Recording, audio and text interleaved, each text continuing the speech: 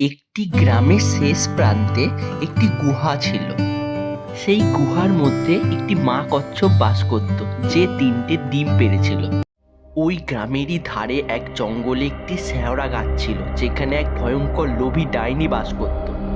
মা কচ্ছপ সারাদিন ঘুরে ঘুরে খাবারের সন্ধান করত এবং দিনের শেষে গুহায় ফিরে আসতো। কিরে আমার বাছারা, তোদের দেখেই তো আমার শান্তি। তোরা কবে যে ডিম ফুটে বেরোবি সেই অপেক্ষাতেই বসে থাকি। এইভাবে আর বসে বসে ভালো লাগে না। আমাকে না পৃথিবীর সব থেকে বেশি শক্তিশালী হতে হবে। তোদের ডিম ফুটে বেরোতে তো এখনো 1 মাস সময় লাগবে। ততদিন আমায় খাবার জোগাড় রাখতে হবে। আরে আমি তো ভুলেই গেছিলাম, এই গ্রামের জঙ্গলে পিশাচিত্ত ত্রিকাল বাবা থাকে, যার কাছে গেলেই আমি কিভাবে সব থেকে শক্তিশালী হব তা জানতে পারবো। রাত তখন প্রায় মধ্যরাত, চারিদিকে নিকষ কালো অন্ধকার। সেই জঙ্গলের মাঠেই তখন পিশাচচিত্ত ত্রিকাল বাবা গভীর সাধনায় মগ্ন। ঠিক সেই সময় সেই লোভী শয়তান ডাইনি ওই পিশাচচিত্ত ত্রিকাল বাবার কাছে এলো এটা জানতে কিভাবে সব থেকে বেশি শক্তিশালী হওয়া যায়। কে রে, কে কে এই সময় আমার চোখের কাছে এসে বাধা দিস? কে? বাবা আমি, আমায় বলে দিন বাবা, আমি কি করলে পৃথিবীর সব থেকে শক্তিশালী ডাইনিতে পরিণত হব? ঠিক আছে, আমি তোকে বলবো উপায়। তার বিনিময়ে তুই যে শেওড়া গাছে থাকিস, সেই শেওড়া গাছের একটা ডাল ভেঙে আমায় দিতে হবে। এ তো খুব সামান্য চাওয়া বাবা, আমি আপনাকে দেব। ঠিক আছে, তবে শোন, আগামী 3টে অমাবস্যা পর পর তুই 3টে কচ্ছপের ডিমই অগ্নিকুণ্ডের আগুনে প্রদান করবি। তারপরে এই কচ্ছপের ডিমের মধ্যে থাকা শক্তি তোর শরীরে চলে যাবে, আর তুই পৃথিবীর সব থেকে বড় শক্তিশালী হবি। হা হা হা হা। এদিকে তারপরে প্রথম অমাবস্যার দিন সকালে ডাইনি কচ্ছপের ডিম খুঁজতে খুঁজতে একটা গুহার মধ্যে একটা কচ্ছপকে প্রবেশ করতে দেখে। আরে এই তো একটা কচ্ছপ কুয়ায় ঢুকছে, তার মানে ওর ডিমও এখানে আছে। না, এখানেই আমি অপেক্ষা করি, কচ্ছপ বেরোলেই আমি ঢুকে যাব। এরপর সেই কচ্ছপ যখনই গুহা থেকে খাবারের উদ্দেশ্যে বেরোলো, অমনি ওই ডাইনি শটান সেই গুহার মধ্যে ডিমের জন্য ঢুকে পড়লো। আরে কি মজা, এই তো 3টে ডিম। না, কথা বাড়িয়ে লাভ নেই, আগে গিয়ে ডিমটা তুলে নিই, কখন আবার কচ্ছপ চলে আসবে রে বাবা। এই বলে সে কচ্ছপের প্রথম ডিমটা তুলে নিয়ে উড়ে গেল সেই গুহা থেকে। তুই ডিমটা নিয়ে এসেছিস, নে জয় চণ্ডাল বলে আগুনে এবার ডিমটা প্রদান কর। জয় চণ্ডালের জয়।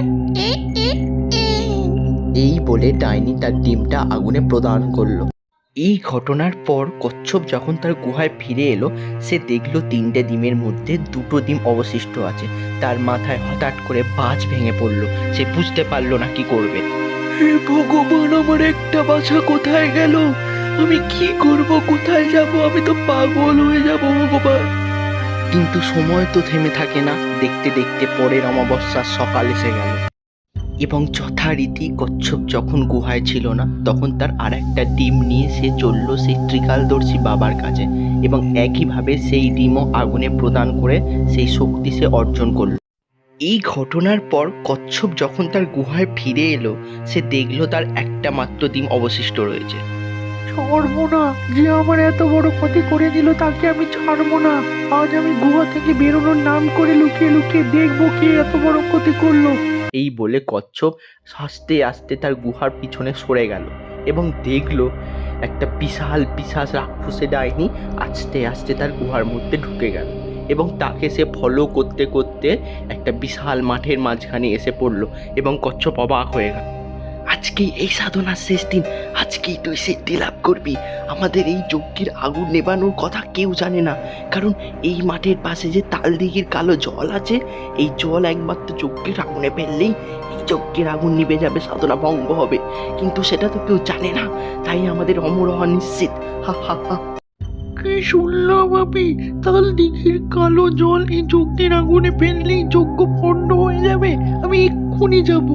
এই বলে কচ্ছপ আস্তে আস্তে সেই তাল দিঘিতে নামলো এবং মুখে করে খানিকটা জল নিয়ে এগিয়ে এলো সেই যজ্ঞবেদীর দিকে এবং আস্তে আস্তে এগিয়ে এসে তার মুখের মধ্যে থাকা জলটা সে আগুনে ঢেলে দিল।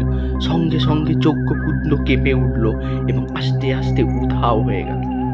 ওরে মারে, আমার সারা শরীর চলে গেল রে, আমি মরে গেলাম রে, আমার কি থেকে হয়ে গেল সাধু বাবা, আমি আপনার কি ক্ষতি করেছিলাম সাধু বাবা? আমার 3টে বাছার মধ্যে 2টো বাছাকে আপনারা এইভাবে শেষ করে দিলে, বলুন।